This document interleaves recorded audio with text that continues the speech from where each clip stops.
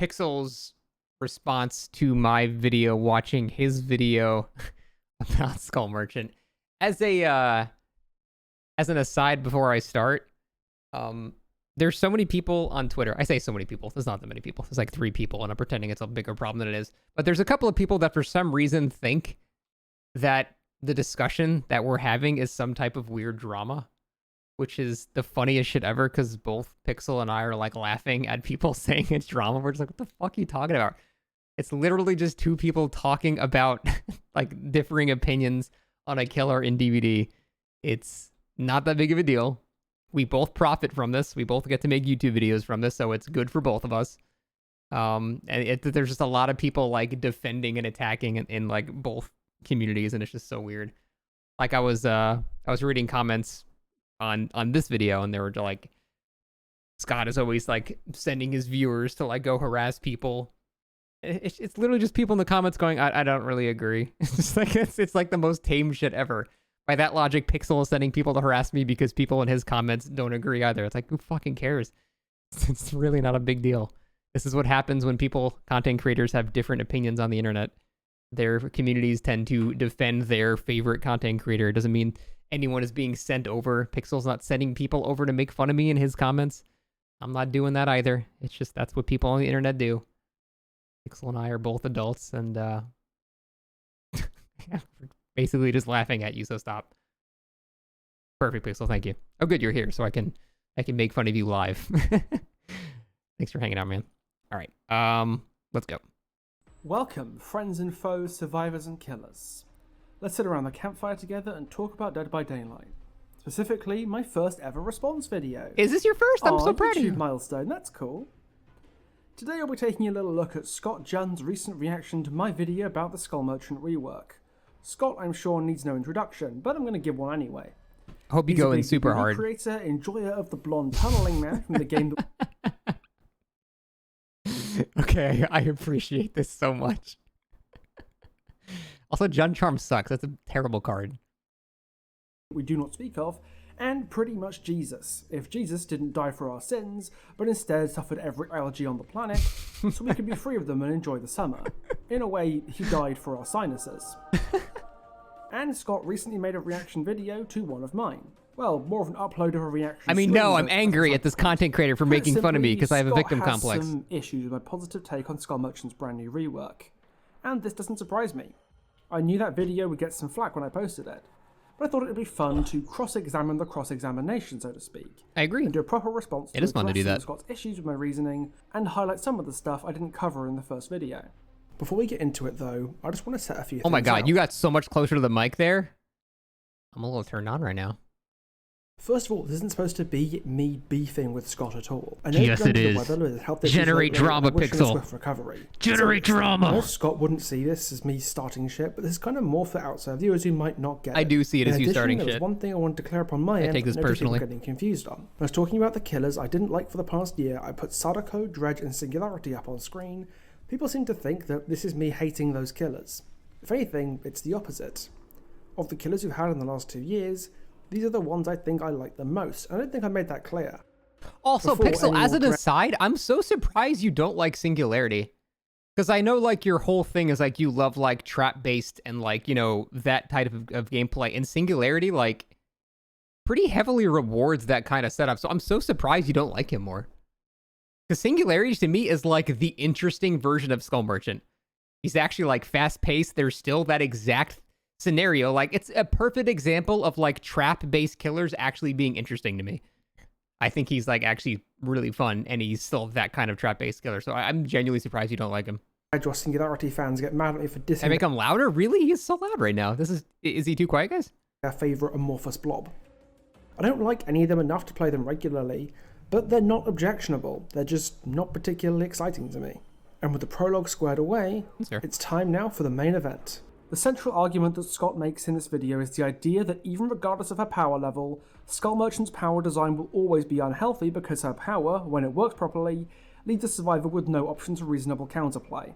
The drone goes down, you leave the loop or you drop a health state, in the vein of turbo zoners like Knight or Artist. And because she's now... Okay, I don't think... I guess I need to clarify. I don't think she's as severe. Whereas, for example, Knight is basically guaranteed a hit, depending on if you're in like a corner of the map or something. You're not guaranteed something from Skull Merchant. So if I made it like, I wasn't trying to compare it to Knight in severity, more in just like lame design. Knight is more severe at getting the hit there. Skull Merchant will get a damaging state, but you could try to work with like the hindered if you're in deep wound already. Like, it's not quite as bad. That just basically makes her worse. It just makes her weaker, in my opinion. But it's still the same type of thing, I guess, is what I care about. But it's the severity that is very different between her and like Knight, for example. Actually, a pretty healthy design. Why'd you get so much more quiet? Won't risk making her a problem like a prior iteration. Out of your goddamn mind. Done right, at least. Oh, because this is my video. Oh god, my brain is breaking. Later on in the video, Bro, how is it healthy design? She puts up drone, you leave loop. If you don't leave loop, you get injured. If you do leave loop, you get injured, but no. Okay. So if you're focusing on this as like the central argument, then yes, I will completely agree here that that is a vast oversimplification. I say that because that is what most Skull Merchants will do. The correct way of playing with her is never really something I focus on. I focus on how people will play the killer realistically. There is a more interesting playstyle where you would set up a web of drones, and that is more respectable, I would think. But that, in my opinion, is not how most people are going to. Just like I think the best way to play Knight is not just shit out a guard at a loop.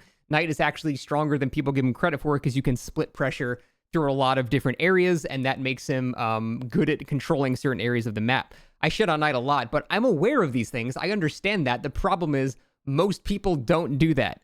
So just because they have the possibility of having a more interesting playstyle doesn't mean that that's what people are going to do.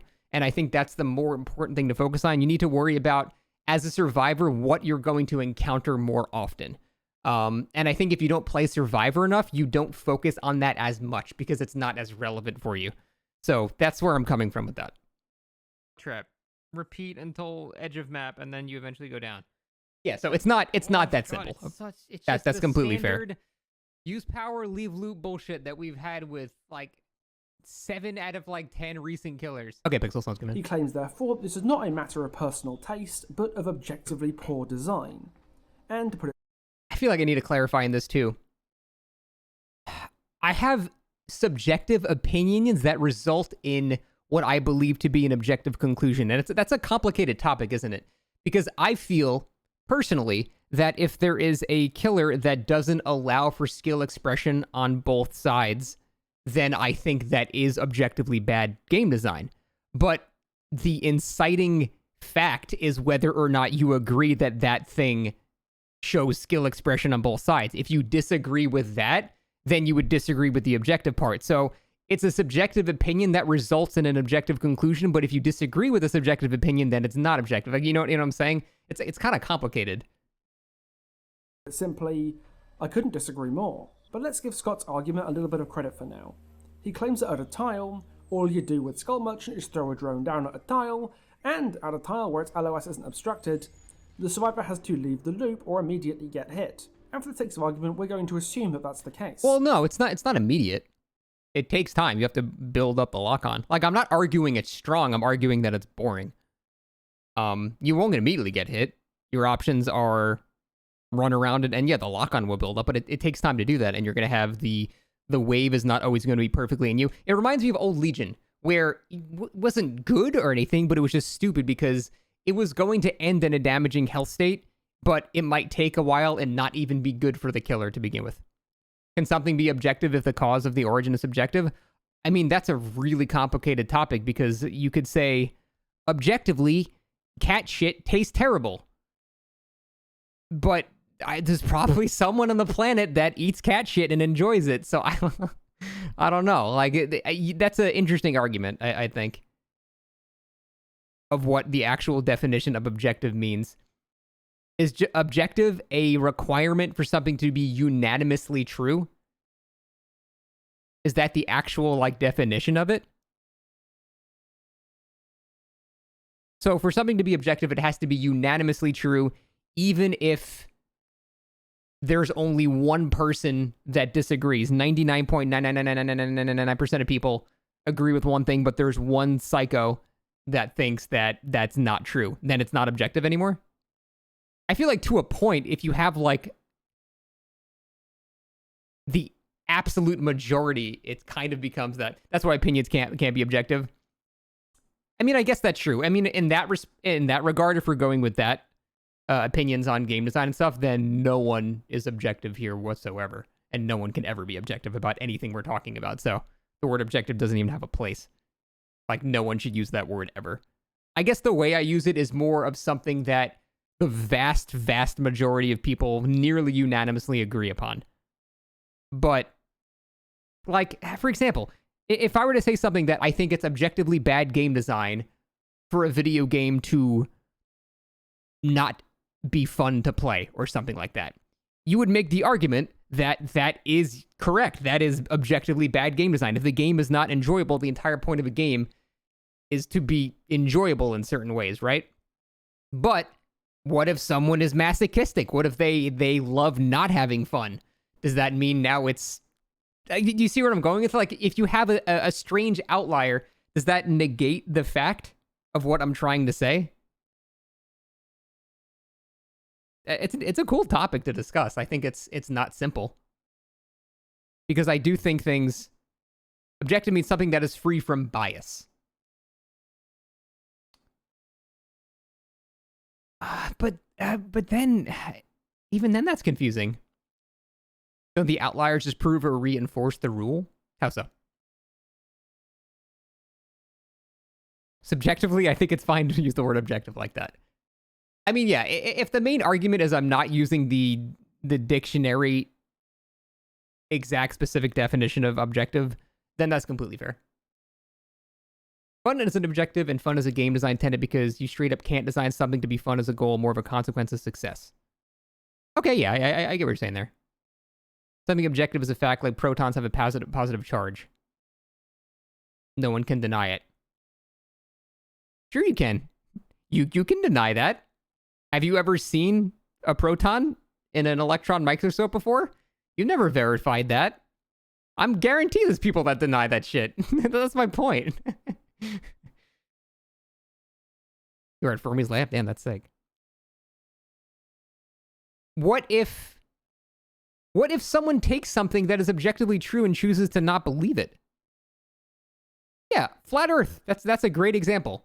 Objectively, the Earth is not flat. And yet you have people saying that the Earth is flat. Then they're just stupid. Well, then they're objectively wrong.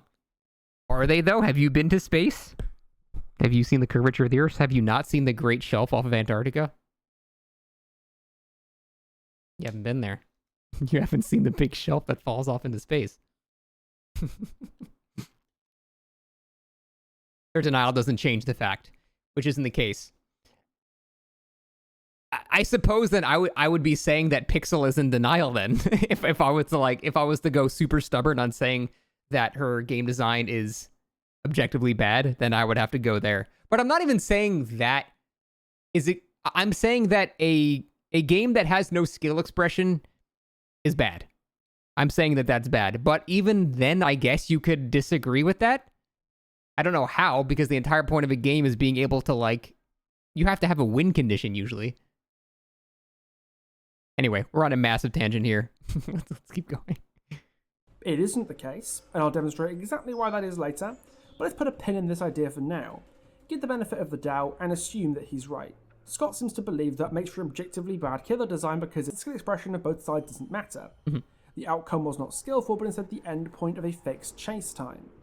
The example that he used here is Old Legion, a killer where that was indisputably true. There was no interacting with Legion in any way before. You ran away or you died, with zero skill expression of any sort on either side.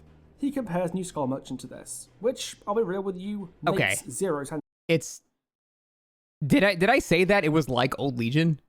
If I said that, I was trying to say it's in the same vein of being bad design. It's nowhere near the severity.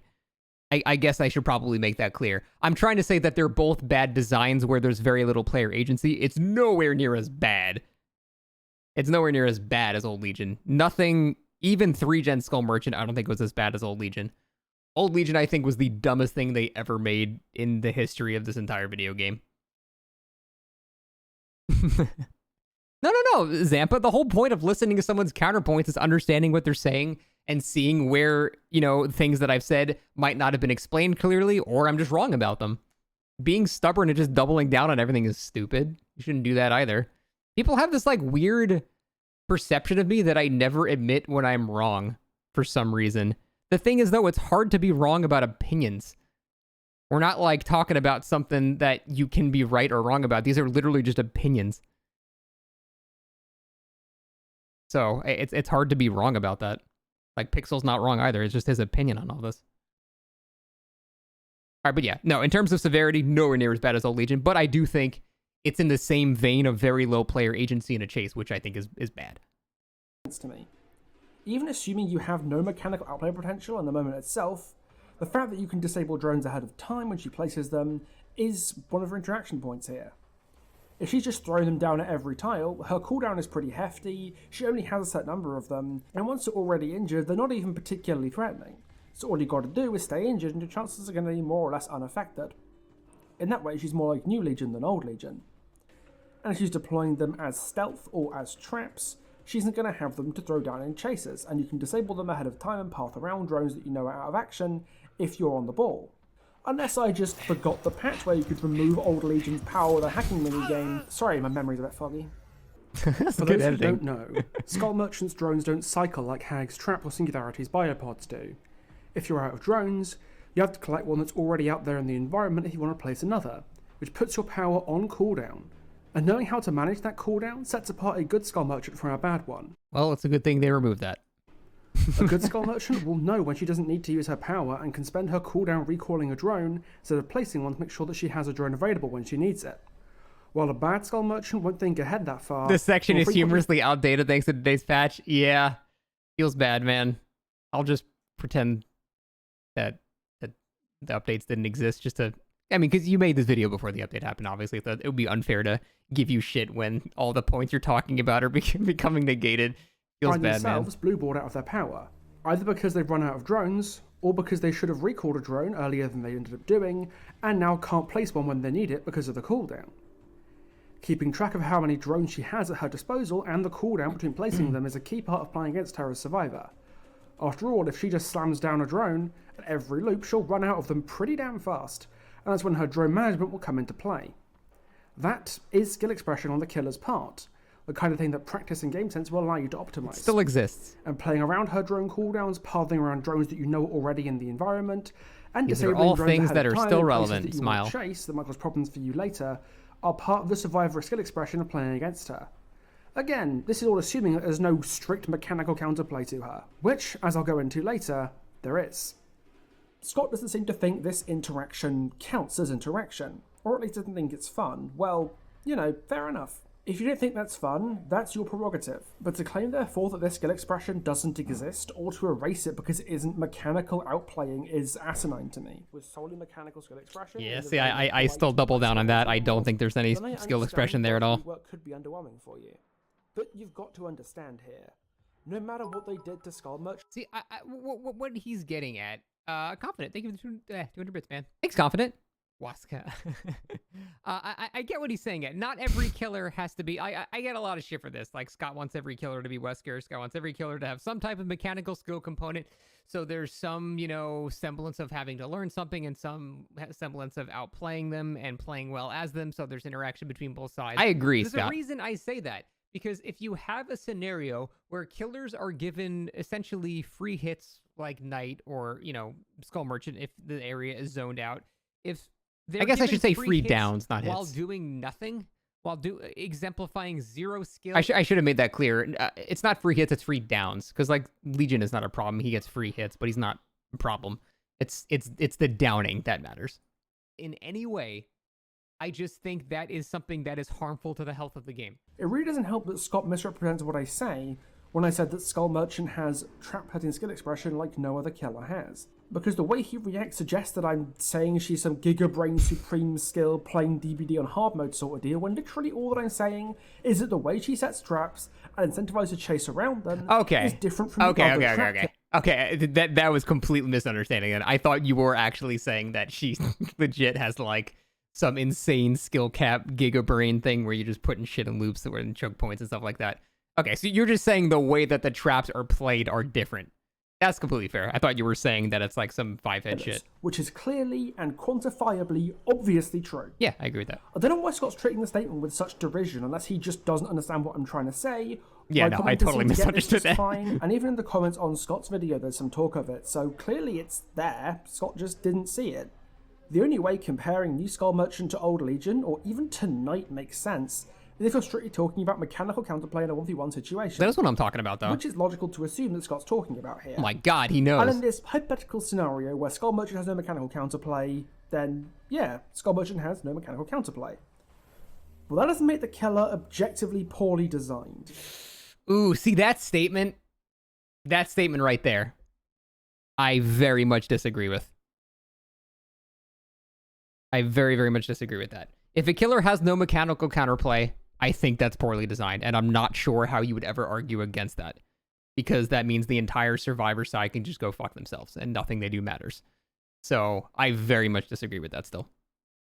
Scott asserts that she is because she can get a health state for free, and he claims that a survivor should never be in a position where losing the health state is an inevitability, where you can take a hit with the mechanical play that you can make to prevent it. In a tile and they run into it unawares, there's a good chance they don't have a choice. That comes back to what objective means. Yeah, that's I think the main argument that we're all having is over the definition of objective right now. Like it's such a stupid semantic thing. Isn't that shit design? There's a good choice, or there's a good chance they'll have no choice in the matter. I don't know how he can say those words and not realize that's a huge problem. The survivor can have no choice in a scenario. Isn't that just horrible, horrible game design? Like, that's so bad. I want to think about what he's going to counterpoint to this. Is the counterpoint that's going to be made, you shouldn't put yourself in a scenario where you have no choice? Like, just don't run to a corner against Knight, forehead. Is that going to be the thing? Better not be that better not be the counterpoint. Never have zero choices in a scenario. And here's where him and I are going to have to disagree. Because being able to get a hit on a survivor without them being able to mechanically outplay it is literally how Dead by Daylight works for all killers at a fundamental level. There is a reason you can't rebuild a pallet after it's broken. Okay, so you're going with the argument that you are eventually guaranteed hits on Survivor because that's how the game works. There's limited resources of the map, pallets go away and stuff like that. And that's true. I very much agree that eventually you are guaranteed those hits no matter what, basically. If you chase someone for long enough, even if you're a shit killer, you're going to down them at some point. That is kind of how that game works. The point is the person that eventually gets down still gets to do things and exemplify their skill at looping and stuff like that as that's happening. That's, I think, the main difference there. Even if they end up using all the pallets and then all the resources are gone, they still got to do shit that was engaging for them. And that's the difference between that and this. There's a reason a survivor's value to their team can be measured in the amount of the killer's time that they waste. Mm-hmm.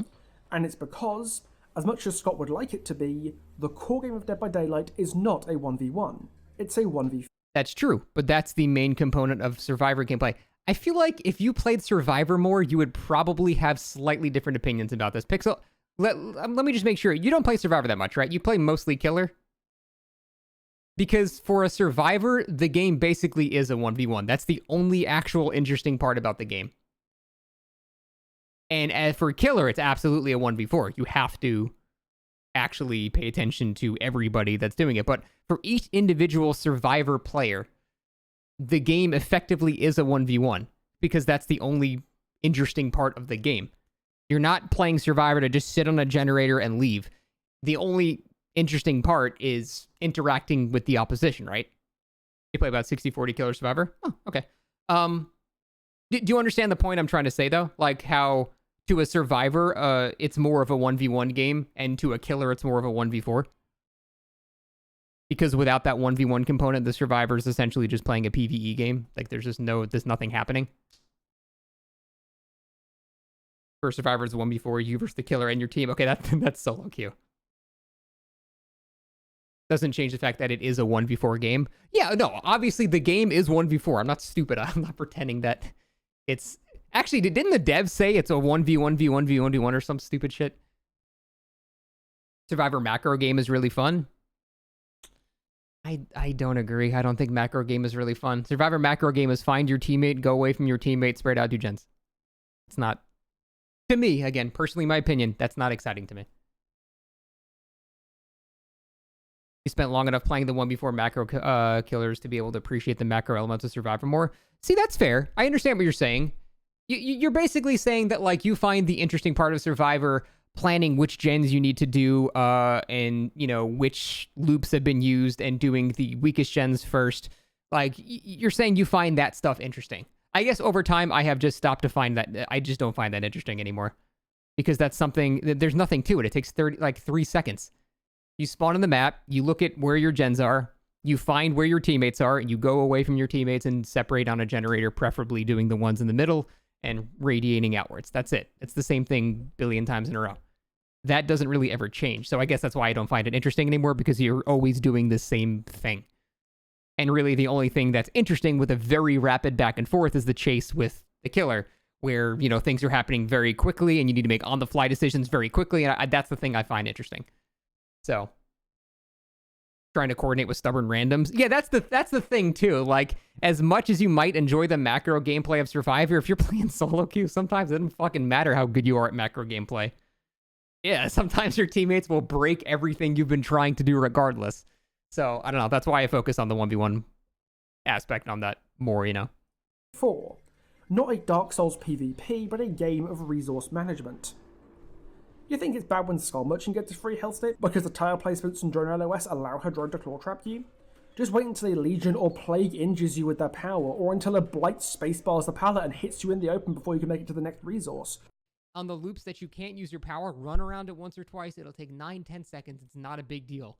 But then once you break the pallet, you can catch back up in literally 2 seconds. And then this is how you're going to get a lot of your hits. Because you can't actually hit people at the short loops, but you can catch back up after you break the pallet. So, I have a massive counter argument for you with that. I was saying that because I was fucking terrible at Blight. And that is not at all true. You can absolutely get hits at those loops. I'm just really bad at Blight, and that was from the release of Blight. So that's not accurate because I didn't know what I was talking about. And I think there's no shame admitting that. I was basically saying just kick the pallet and use their power to catch up in between the loops. Which you can do, but it's a shitter way to play Blight, and it's a very low skill thing to do, so... Did the video age poorly? I mean, it was from, like, the first week Blight came out, so no one really knew what he's talking about. You can still technically play like that. Right, and yeah, no, I agree that that is a... That's the thing, I don't even support that. I think that's boring, too. I think that's pretty non-interesting. That's the comp meta. Well, then I guarantee it's not interesting, then. That is even more proof that it's not interesting. You said earlier, though, it doesn't matter what a player can do, but what they will do. That's what you said about Skull Merchant 9 applies here, too. So, so you're saying that most Blights will play in the shitter way, just kick the pallet, and then catch up there. And is that given a free hit? See, I guess the argument there would be, I don't think that's true. I don't think that means you get a free hit. And if you're in, like, a dead zone or something, then yeah, the Blight will get a free hit. That is true. But for the most part, I mean, we still complain about Blight too. We've been asking for Blight to be nerfed. Like, Blight is not necessarily okay. Him stacking, you know, double, you know, Crow and Rat and being able to do that, yeah, that's not exactly good. I don't necessarily think that's a good thing either. So, I don't know that that's works super well because Blight's add-ons, whatever. I mean, all Blights use add-ons, so it's Blight, whether you like it or not. Obviously, base kit Blight, I think, is fine, but yeah, I'm not even really defending that. Now that I think about it, I don't think that's okay either. Because for the most part, yeah, if they run in double speed, they're probably going to get to you before you get to another loop, and that sucks. But still, even in that scenario, it's not quite the same, because a lot of maps have, like, some type of connected tile. You're still not guaranteed something. It's very heavily in the Blight's favor, but you're not guaranteed something, which I guess is where I find the difference. I find things like the Knight, for example, to be more of a guaranteed hit, whereas Blight at least still has to aim something. they have to, like, I don't know, they have to do something.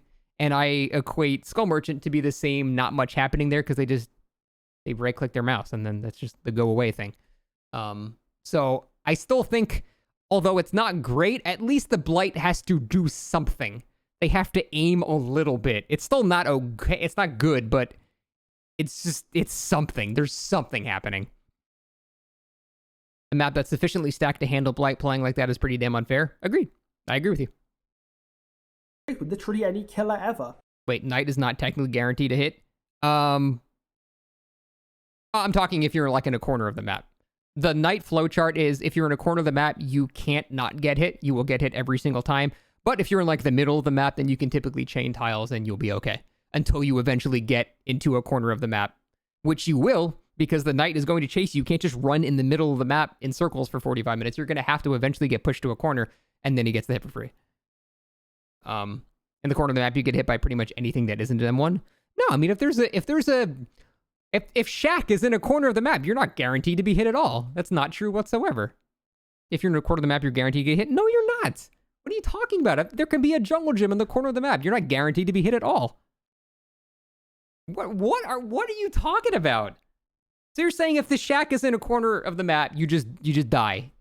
You just don't use Shaq. What are you doing? You can absolutely have stuff in the corner of the map, and you can still play it totally fine. Except Knight doesn't care.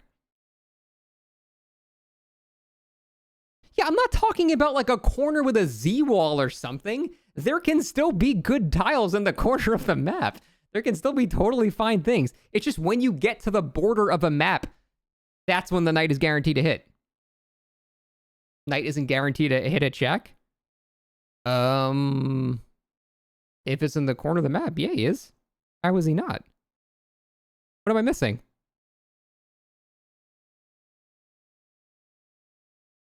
If the Knight puts his guard one way and he rotates around the other and you're in a corner of the map, where do you go?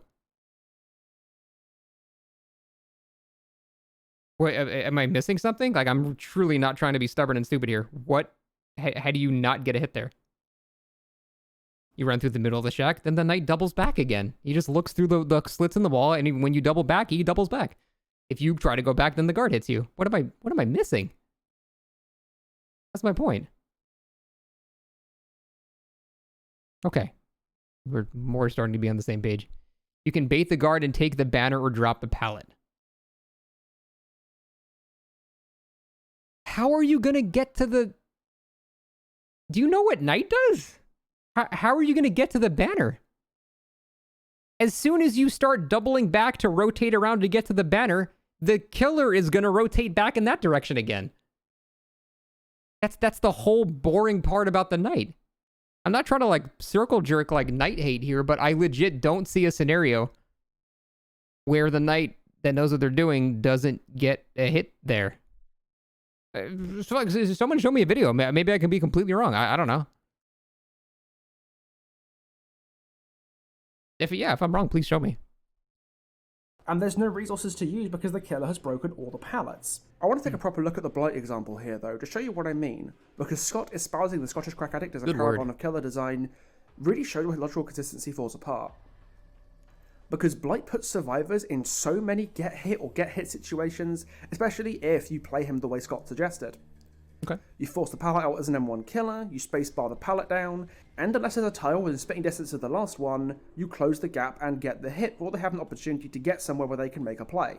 Okay. I'm sure the Meg in this clip felt really outplayed by having to use the tile resource, and then immediately dying because the nearest pallet is further than 2 inches away from the last one. Is that Jen? So you just get to run her clip felt they can make a play. I think that's Jen. Yeah, that's a legacy. And then immediately dying because the nearest pallet is further than 2 inches away from the last one. So you just get to run her down like a dog. What was the right play for her to make in this situation? What was the choice she should have made here? That's so bad. You should never have 0 choices in a scenario. I guess maybe Blight can miss his hit there, but she's got no resources and you've got 3 more rushes. If you didn't get that hit with that table-sized hitbox... You know what? Pixel, you've convinced me. Blight is stupid. I'm not going to double down on the other way. I'm going to just change my mind and say Blight is stupid. You're right. Didn't outplay you. You just fumbled the freest hit of your fucking life.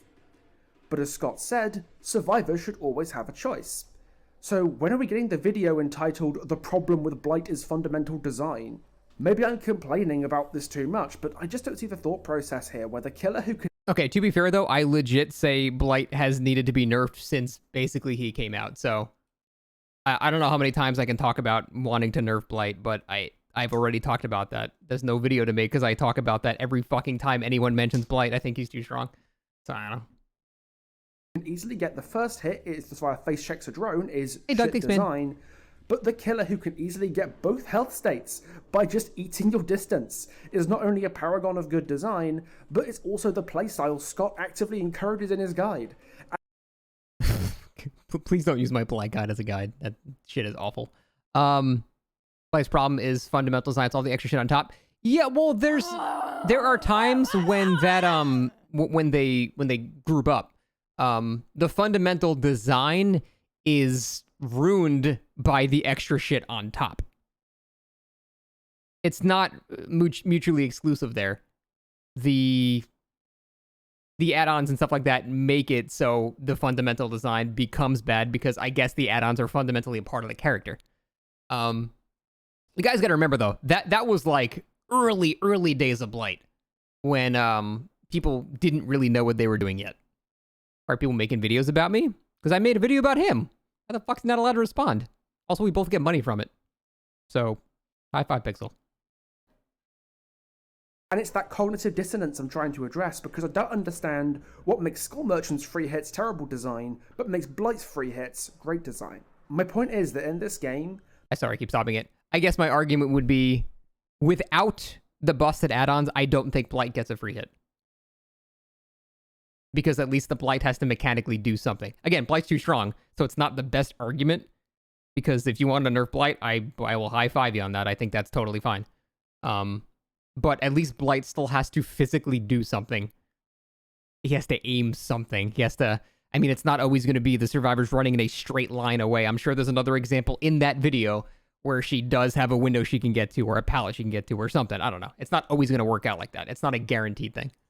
There are always situations where making out plays... That's also another good point, too. Just because one thing is worse than the other doesn't mean both aren't bad. That's a good point, too. ...will not save you.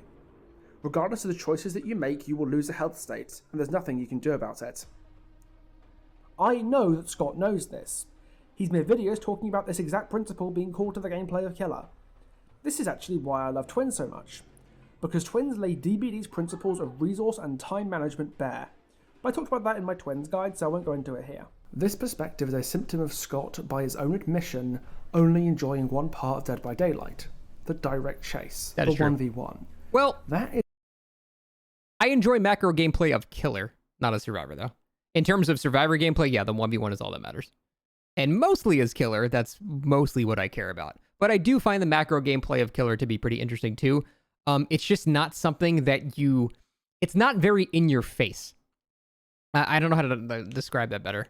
Macro gameplay is not something that, you know, oh, I hit a sweet hatchet. You see the exact visceral response there. You see exactly what happens. Macro gameplay is interesting, actually. I do think it's interesting. And in fact, I think macro gameplay is legit the hardest thing in the entire game to learn as Killer. Because it is. I mean, that's not something you can just read a guide for. That's just, we're talking about like general game sense and just like knowing what to do at the right time and stuff like that. But like I said, even though I'm doing it when you're watching me play Killer, it's not exciting. There's nothing interesting happening. I know where to walk to. I know roughly where people are to initiate the chases or the exciting part. The macro gameplay is still happening. I just don't find it to be the interesting, you know, the exciting part of the game. But it's still happening. It's an entirely fine thing to enjoy. But when you start to claim that X or Y is good or bad design based on the criteria of the one thing you enjoy, we're going to have a problem, because that's really shitty criteria for a good or bad design. Okay. It's actually extremely telling that he says Singularity is an example of niche macro play Killer whose design is to him acceptable, when the way that Scott plays him and advocates that others play him completely ignores that macro play element. If it ends up being a niche-based Killer, it's okay. If it's... I don't know what I said here, but I wouldn't agree that Because I think what you're getting at is I say that the best way to play Singularity is chase heavy, which is true. I think I will double down on that. I think that is the best way to play him. But there's not no macro components to him at all. You're still setting cameras up in advance. It's not like you just only use it when you're chasing somebody. The first thing you do in a match as Singularity is just shoot cameras everywhere to get rough ideas of where people are and to set up potential teleportation webs later.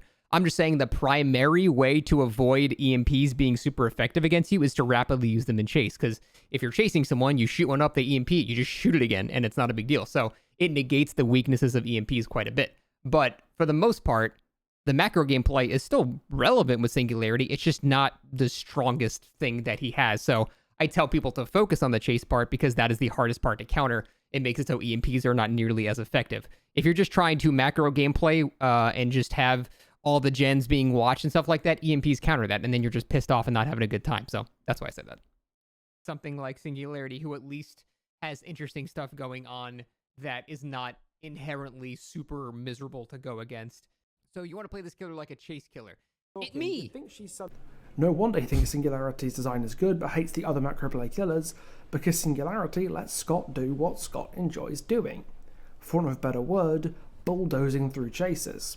And Scott genuinely doesn't seem to understand the appeal of playing a killer whose power budget and skill expression lies in other areas. And you can tell this because even when he's talking about Skull Merchant and Singularity doing the exact same thing in the exact same context, he treats Skull Merchant like she's the worst thing on earth, but it doesn't seem to mind when Singularity does it. It's not the same at all, though. Drone, you leave loop. If you don't leave loop, you get injured. If you do leave loop, you get injured, but no claw trap. Repeat until edge of map, and then you eventually It's still not the same. Even if we're talking about a shitty loop where a survivor is tagged and they use an EMP, and then you set up a new marker and they tag him again 5 seconds later, it still doesn't mean you're guaranteed a hit. It's not the same thing at all.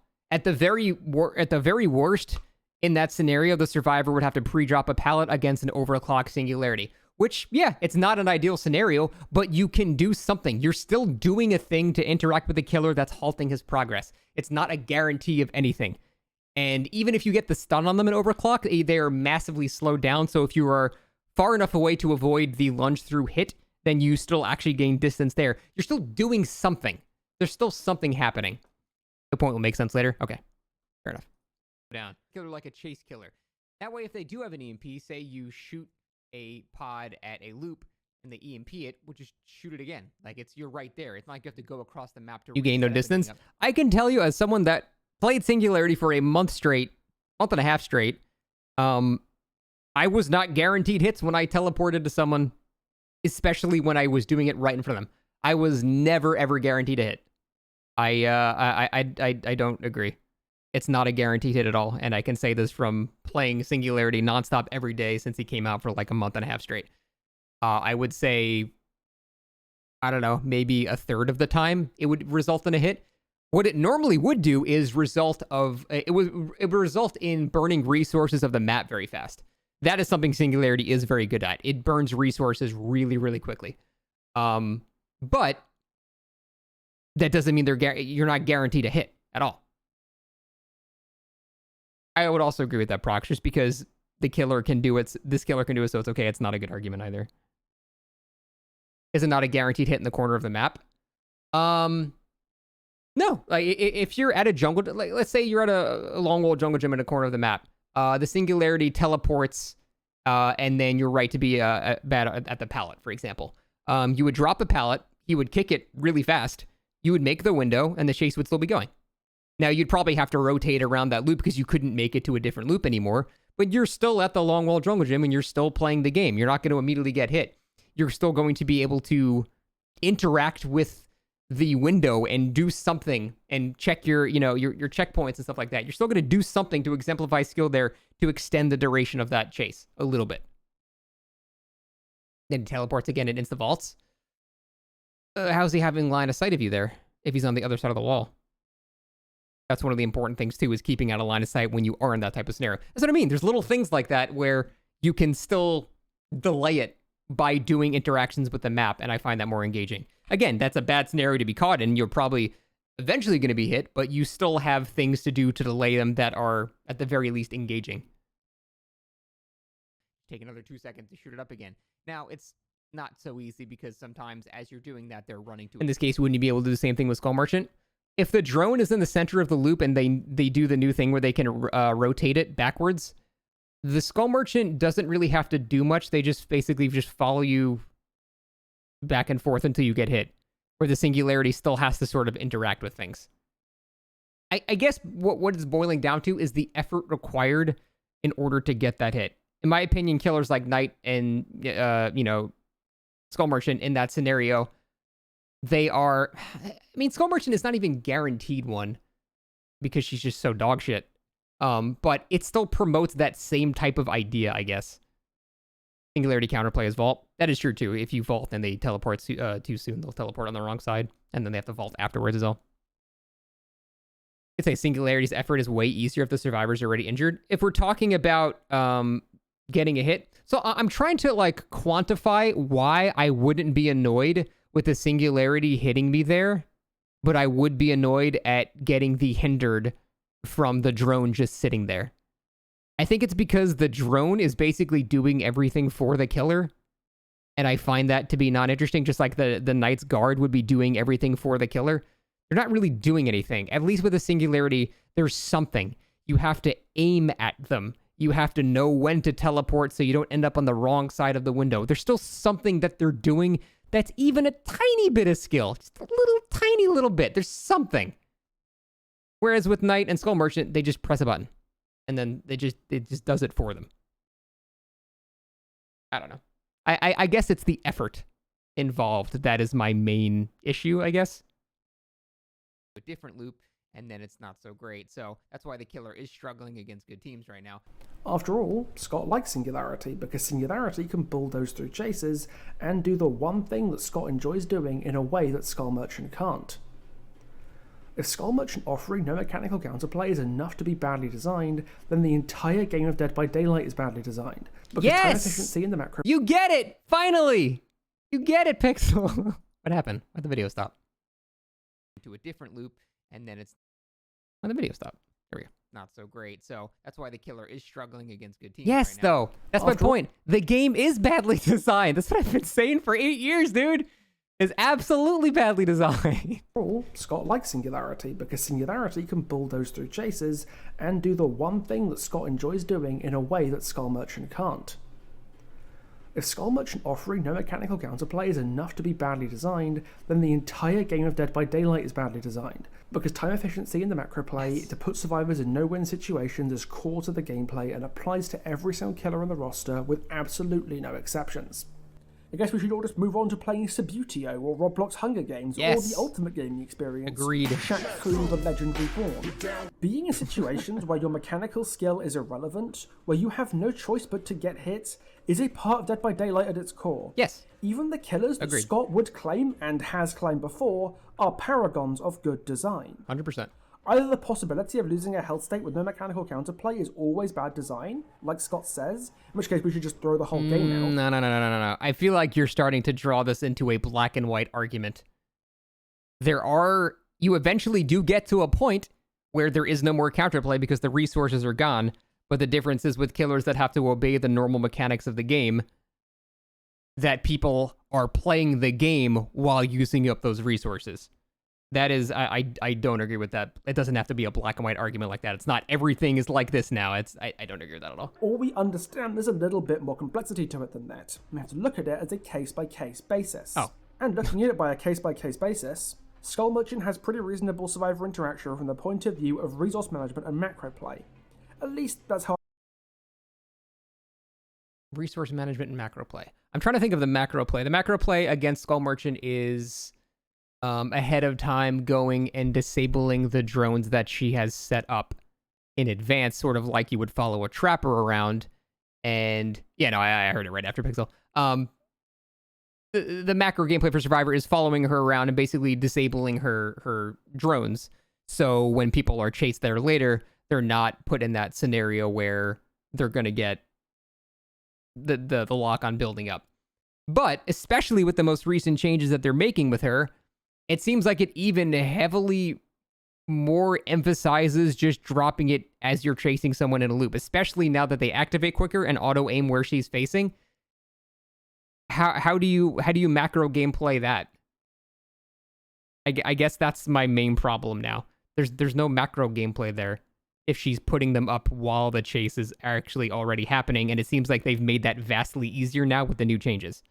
So I feel like that problem is going to be even worse.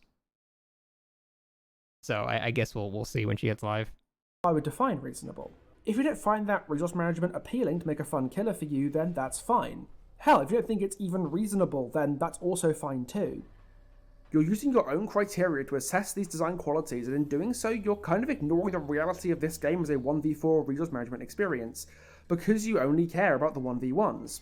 And that's fine. But just acknowledge that then, instead of harping on about how bad the design is just because you don't like it. Not interesting to me and badly designed are not the same thing. That's true.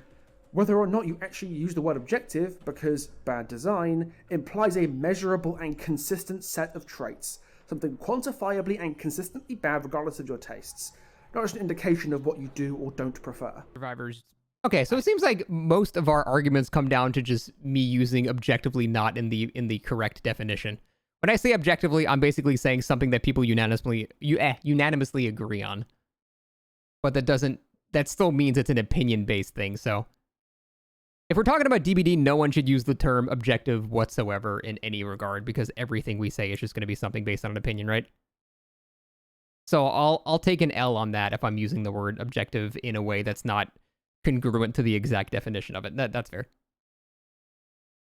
I don't know. I guess they have to run around, like, disabling them, but then you can just reset them again. I don't know. It just still seems like that would just be such terrible design. It'd be so boring to go against. Yeah, of course, you have to take into account the survivors can hack the drones, yeah. But, I mean, they're still able to be reset, and that still doesn't necessarily result in anything engaging. You'll notice throughout this video that Scott uses terms like not engaging, not fun, and bad design almost interchangeably.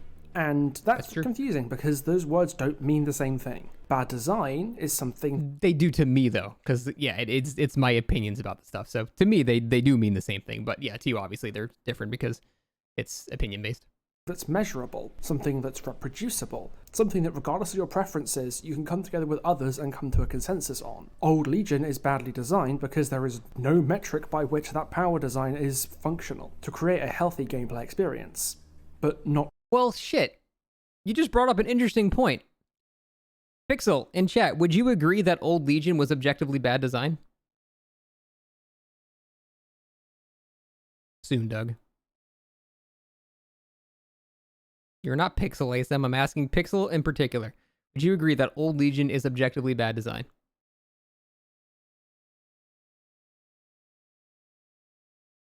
Not even a debate. I just want to hear his response. It's measurable in the same way that Old Skull Merchant is measurable. But we've been over that objective means it has to be a fact. And it's not a fact that that was bad design. It's your opinion that it was a bad design, right? So aren't we both using objectively incorrectly then? Because people might have... There might be some crazy bastards that liked Old Legion, which means it can't be a factual statement then. I think the whole thing is that none of us should say the word objective ever again. And a lot of our conversations would be a lot simpler. Yeah, we're just talking about semantics and stupid now. So I think neither of us should say things are objective about anything. Just to make it simpler. But do you see where I'm coming from? You agree that Old Legion is objectively bad game design, but then by your own words, it's actually not objectively bad game design because it's not a factual thing. It's just something that most people agreed on. So that's why I'm like kind of confused here. There's a point where poor design can be measured. I think so too. The difference is those points are something that we subjectively disagree with. And that's part of the original thing I was saying. We can have subjective bases to things that result in objective conclusions. But then that sort of negates the objectivity of it, and then, yeah, we're just back to just not making any sense again, so. Maybe we should just use it's widely and near unanimously agreed upon instead. Semantically, yes, that would save me a lot of arguments, and I think a lot of people are misinterpreting things that I'm saying as indefinite or indisputable law, when I'm really just saying that the things that I'm saying are things that almost everybody agrees upon. So really, it's just, I feel like a lot of our disagreements come to just the incorrect use of the word objective, which I guess we're both using wrong. Fun is entirely subjective. Like, Scott can say, I don't find Skull Merchant fun, and I can say, I find Skull Merchant fun. And neither of us are right or wrong. Mm-hmm. It's just our opinions. But if I was to say, Skull Merchant is well... I like disabling the drones. I like the little mini game. How dare you? This is slander. ...designed because I like her, then I'd be being disingenuous. I'd be being intellectually dishonest. And Scott continuously conflating bad design with I don't like it is kind of everything wrong with most of this video. Before we move on to talking about Skull Merchant's mechanical counterplay, there's a couple of misunderstandings about the drones themselves that I'd like to address. At one point, Scott claims that you can just reset the drones. Disabling them, but then you can just reset them again? I don't know. It just still seems like that would just be such terrible design. It'd be so you'd still have to go back to it. Yeah, of course. You have to take into account the survivors can hack the drones, yeah. But outdated video parts, yeah, no. Able to be reset. I feel bad. One of the major reasons this rework is an improvement is because you can't do that. You can't immediately recall and replace a badly deployed or useless drone anymore. You're actually punished for putting it in the wrong place now. And Scott also suggests that when placing drones, you need to choose whether you're going to be using them as a chase tool or a trap tool, like it's some incontrovertible, inflexible choice. Well, now it is. That couldn't be further from the truth. You've got 6 of the damn things. You can set 4 or 5 in the environment as you go, and keep the rest on hand, kind of like Trapper would keep a trap on hand at all times. 2 zones of Pixel, the problem here is you underestimated my ability to have foresight and see into the future, and that's what all my arguments were based off of, so just improve at your foresight, and then we won't have this issue next time. Out of a specific tile when you need it, or even for the stealth. And a key part of micromanaging this killer is realizing which drones are outliving their usefulness, finding the downtime to take them down without getting fucked by your cooldowns, and working out where it would be best to reuse it so that you don't have to take it back down. That tile is cursed, I agree. Bad Skull Merchants who can't keep track of the flow of the game, don't pay attention to their drones, and don't have that awareness of their downtime are going to suffer for this significantly. And here's where we're going to come back around to the idea of Skull Merchant having no mechanical counterplay or skill expression. Because Scott has treated this idea like it's completely true. Like it's the most obvious thing in the entire world. And he's wrong. Ooh, and if you're paying attention spicy. To this video, this I still exactly think I'm right. Let's see. As you can see in the B-roll of this video, and as Scott even points out himself, drones don't pick you up when you're crouching, even if you're crouch walking. Mm-hmm. You can see from the or just crouch. That's true. And even in places where shit like LOS breakers and tile shapes give you actual zero counterplay to a deployed drone, that gives her explicit mechanical counterplay. You can crouch at the right intervals to dodge drone beams, even in stealth mode if you can see the little lights on the drone. And if you're dead set on avoiding lock-on stacks, this is a perfectly feasible thing to do in chase a lot of the time, especially if you brought urban evasion. To show you, I'd like to introduce also, you this still doesn't matter, yeah, especially with the change, because you can change the rotation now, so you can't even do that. Buddy of mine who's really come around to Skull Merchant in the past few weeks. Yeah, I mean, that's the thing. If you're crouching under it mid-chase, you are losing so much distance to the point you're just gonna get hit. So that doesn't, I don't get that at all. You got a comp survivor to explain the mechanical counterplay? Okay, that's completely enlightened me. My friend Shaders is a caster for Outrun the Fog who ran a lot of Skull Merchant 1v1s on the PTB on both sides. I'd like to hand over the mic to him. Well, I don't think we should trust their opinion because they're clinically insane if they have done Skull Merchant 1v1s. For a second, so he can help you lot become chess grandmasters and understand Skull Merchant's chase and counterplay in chase a little bit better. Hi, I'm Shaders, Hi, Shaders. or Kyle if you prefer. I'm a good friend of Will's, and I'm a student in computer science specializing in game development. That's what I went to college for. I'm also a huge fan of Dead by Daylight, even playing it competitively for periods of time. I'm here specifically because Will has kindly invited me on to discuss a bit about the Skull Merchant and her counterplay post-rework. Now, I'm going to preface this by saying I was the #1 Skull Merchant hater prior to this rework. I was also incredibly convinced that behavior was going to royally... He doesn't sound like Scrump. But in my opinion, they kinda didn't.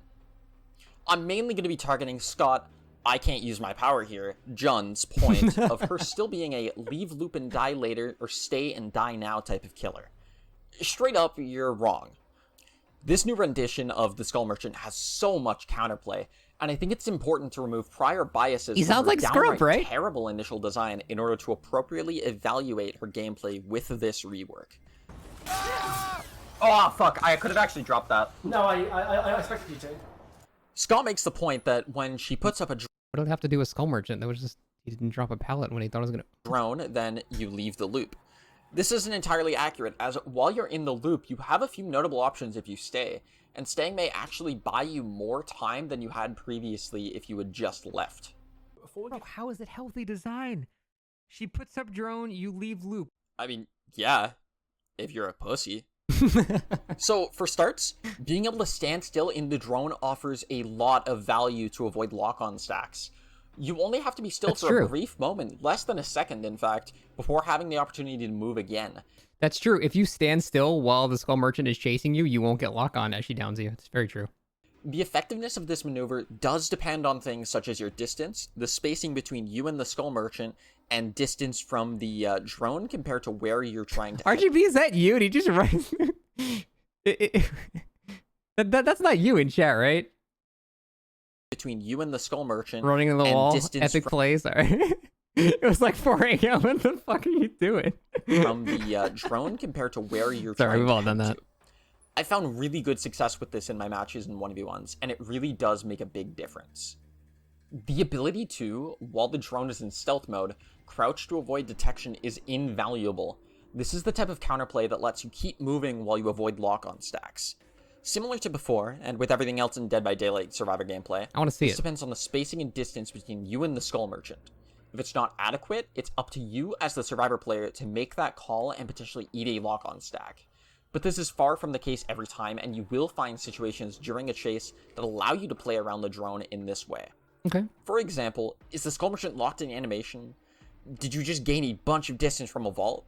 There's so much that comes into play, and all of these variables play a huge part in making these key decisions in a chase to buy as much time for I want your to see team like as a possible. physical example.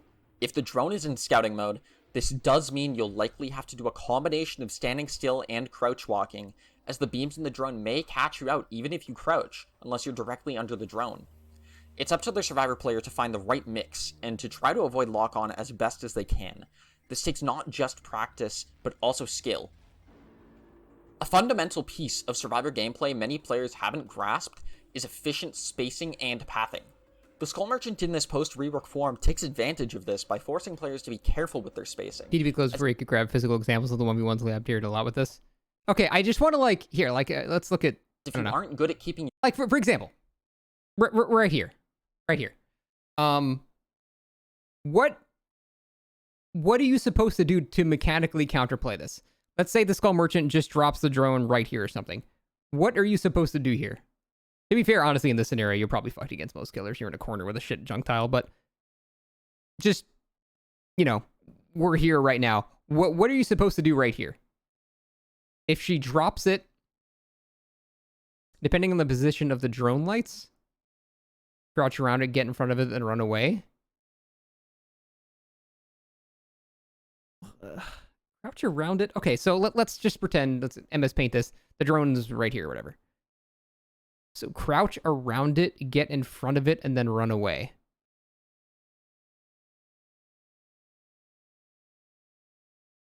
I'm having a hard time visualizing what you mean here. Yeah, it is hard to, it is definitely hard to visualize this. The example at Shackworks, where is this? You said it was at the start of the video? Let's see. Because I do really, really want to see this. So, okay, right here. No, past this. Yes, that is true. I do know that, shaders. Okay. So what are we... Wait, did you run by that drone there or something? What is the example at Shack that you were talking about?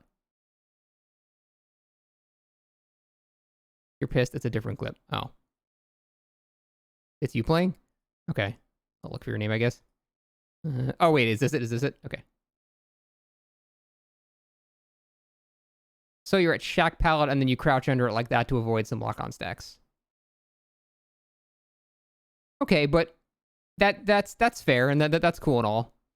But isn't this a scenario where I mean, you're dropping Shack Pallet, and it's like, I guess it is. I mean, if you just pre-drop the Shack Pallet, then yeah, sure, you're gonna be fine. You got to drop it anyway. I mean, true. So in this scenario, if you drop the pallet and you didn't crouch, would you even still get locked on? I'm not sure the exact time it takes to get a lock on here. You would still get locked on there? Okay. Let me see this one more time.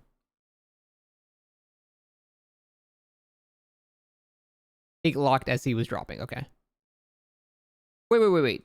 But if you're dropping a pallet, you're not crouching, so I'm confused. You can't drop and crouch at the same time. Okay, so this drone is active.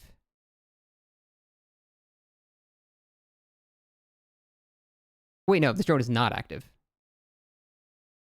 Because it doesn't have the scanny things. Okay. You crouch under it there. Okay, so yeah, sure. I guess in scenarios like this, then crouching under it. But now, okay, here's my argument. Isn't this not an example of counterplay, but of the killer just simply putting the drone in the worst spot they could put it in? What if it was in the corner or further to the side? You'd have to crouch next to it and then crouch away from it because it's timing based. How so? Because it's rotating, but what if it was just more in the corner? Wouldn't you not be able to crouch under it then, and then you're just put in a bad scenario? If it's in the corner, it doesn't cover the window. What if it's, like here? Well, what if you put the drone right here? It's going to cover this exit, and it's going to cover this exit, and obviously it won't cover here, but the killer's here. The generator blocks it. Oh, okay. Well, but what if the generator's not here? Let me give a different example. If it's by the lockers, you can try and wait for the lights to move by. Yeah, but if you're just sitting there waiting, isn't the killer kicking the pallet and now they're just right in your face? The drone twirling matters more. Well, that doesn't matter anymore now because you can rotate it to whatever direction you want, right? So even that point doesn't matter anymore? I kind of see what you're saying, but this seems like the position of the drone isn't great, and now it's also negated by the fact that the killer can rotate it in the optimal direction now.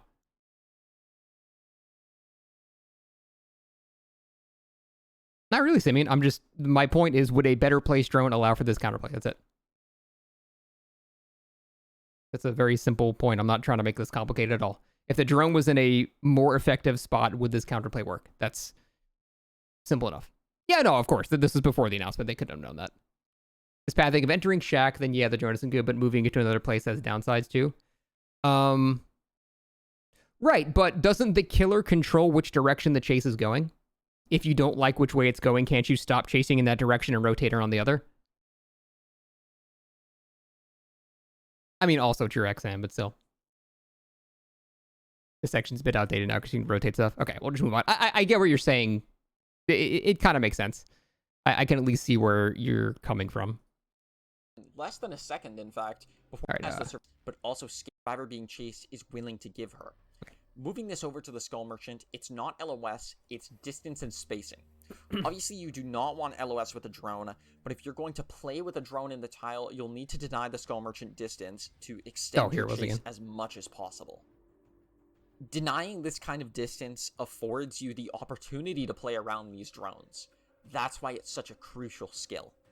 Another slightly more advanced piece of counterplay against the Skull Merchant would be keeping track of drone rotation intuitively, such that you can make an accurate prediction of when an area is going to be safe to enter and exit.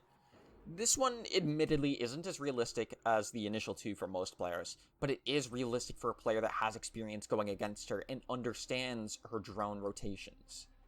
No, you just happen to have Urban Evasion on there. That's convenient. To countering her. And this is no different from keeping track of the crow positions and directions of the artist, or keeping track of the knight's guard type and position to extend your chases.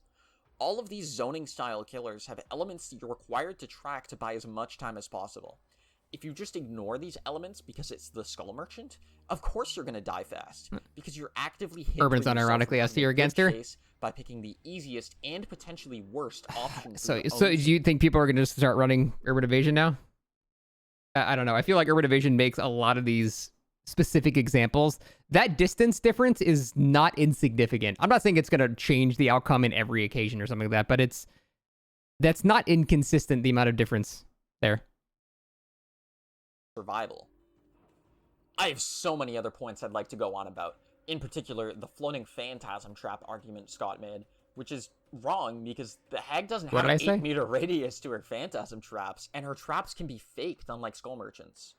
But I don't even remember what I said. I feel like I've served my purpose here in providing a little insight on potential counterplay for this post-rework rendition of the Skull Merchant. Big thanks to Will for allowing me to hop on and provide some points of discussion on her gameplay and counterplay on the Survivor side. I appreciate the opportunity, and I'm excited to see how her gameplay evolves. See you in the fog. There is no way to make trap-based killers engaging to go against them. I will triple down on that. I still don't agree. There's a very real chance that I'm just bad at New Skull Merchant. Shaders might have been given the room to make mechanical outplays to my drone placement because I suck. And I don't know if that's true or not. Honestly, it's too early to say. But if I don't suck, then it's proof that the killer has mechanical counterplay at all levels of play. And Scott's complaints about a lack of mechanical counterplay. A lot of times there, I feel like in those examples, I could just see if the drone was placed in a slightly more advantageous way, that they would not be able to crouch under it and still maintain a distance and not getting hit. And yeah, now we're just arguing about hypothetical scenarios. Like, we can't recreate that exact chase and put the drone slightly over here, see what happens now. But the point is, if people learn the correct placements, I think that errs more on the side of you not being able to prevent that hit. You can prevent the hit or you can prevent the lock-on, but not both. So I think that if the killer does play it well, the survivors are put into a fairly unwinnable position. But we'll still have to see. Play are total hogwash. The other alternative, of course, is that I do suck as the killer, which makes Scott's complaints about the killer having a fixed chase time due to an absent learning curve in his expression also total hogwash. The mechanical counterplay exists. Shaders is living proof of that. And it's pretty cool if you ask me. Like, I'm not sold on that. I'm sorry, Mission Impossible that didn't convince me. Is fucking cool as hell. You don't have to enjoy it, but the counterplay is there. It's right there, clear as crystal. See, I don't agree. I didn't view that as clear counterplay. I viewed that as drones not being in the best spots. To be fair, we just might not know the best spots to do it, or, I mean, you can't be perfect every time. You're not going to put the drone in a perfect spot. But I still think in a lot of those scenarios that if the drone was just in a slightly different spot, just having to crouch slightly out of the way more, especially without Urban Evasion, is the difference between getting hit and not getting not hit. And especially that you can rotate it now, and especially since when you drop it, it's facing the survivor already. I feel like most of this is not living proof. This is, I mean, to be fair, you wouldn't know about that part because that didn't happen yet. But I don't agree that that's proof of anything, really. If the drone's in a different spot, there's no reason the survivor would have entered there in the first place. That's not true at all. The killer dictates the direction of the chase. If you don't like the direction that you're looping someone, you stop and rotate around the other side. The killer is in control of which direction the survivor's forced to go. The survivor is running away from the killer. So the killer dictates where the survivor goes. So I don't agree with that at all. It's sort of like if you have a bear trap at a loop. The trapper will rotate in a different way to make you run into it, or the survivor can leave and get hit.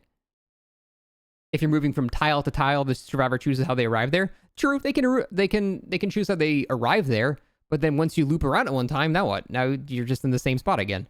Yeah, you can arrive at the tile at a different location, but eventually the killer can corral you into the right direction that they want you to go.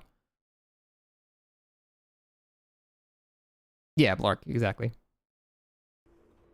I hope I've covered things pretty comprehensively. Scott's central thesis is that Skull Merchant's absence of mechanical counterplay means that New Skull Merchant is, in his own words, shit design, regardless of her strength. But not only is her mechanical counterplay not absent at all, and actually kind of sick. I think that's the part we disagree with then. I think her mechanical counterplay is... I'm not saying, like, it's not fair to say she has no counterplay. Because the counterplay is just going to another connected tile until you have no more. And that's why it reminds me of Knight so much. everything has some form of counterplay. The point is that counterplay is boring. It is just boring gameplay. Survivors are so sick of hold W killers. We're so sick of that. And I'm not sold from those examples there that there is enough mechanical counterplay in a chase to negate what I'm saying. And obviously Pixel disagrees and thinks there is enough. So that's where we disagree. But even if it was, it wouldn't necessarily make her objectively poorly designed, so long as interaction is taking place that shows some level of skill expression somewhere in the kit. Disabling drone setup in advance, forcing her to play around her limited cooldowns and drone count, and only healing when absolutely Oh my god, every single thing in your summary is no longer accurate. That is so unfortunate. To deny drone value and therefore play efficiently while injured are forms of skill expression, whether you personally find it fulfilling or not. Aspiring to a fantasy where every health state a survivor loses is a direct consequence of a mechanical outplay is naive, and ignores the nature of this game as a 1v4, not a 1v1. And judging the quality of a killer's design by that metric to the exclusion of all other counterplay is perplexing to me. If that's all that you care about, hop on the DBD League Discord server and play on the 1v1 ladders. I'm sure they'd be happy to have you. I actually do mean this quite earnestly, by the way. Seriously, if you enjoy DB's 1v1 aspect a lot, do go check it out. At the end of the day, I know I'm not changing many minds on Skull Merchant.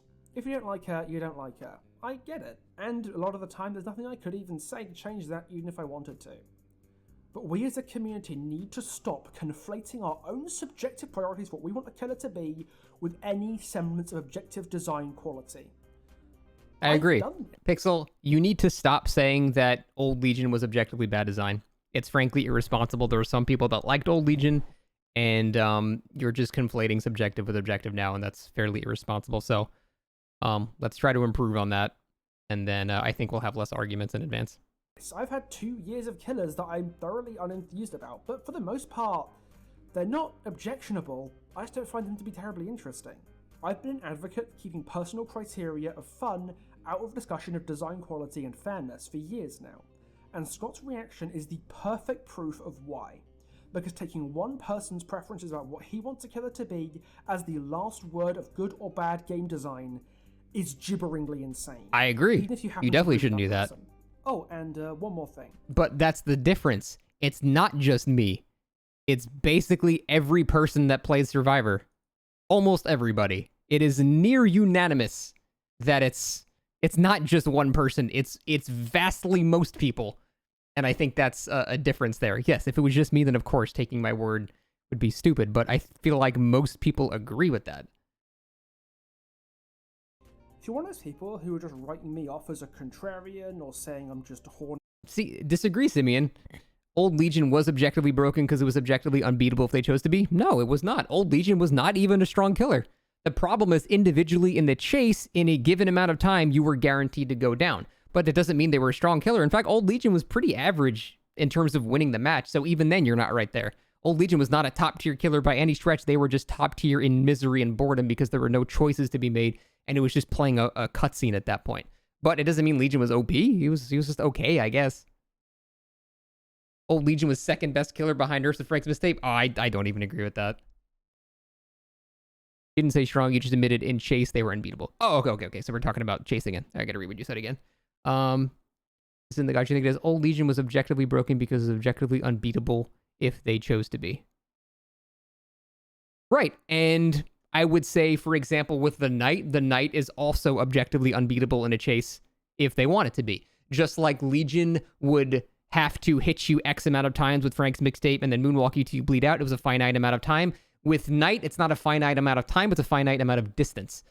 They keep using their power. They live until you get to the corner, and then once you're at the corner, you're going to get hit, and there's basically nothing you can do to stop it. It's the same type of issue with Legion. It's just an issue of distance instead of time now. So it's the same argument. It's just Legion was more annoying with that.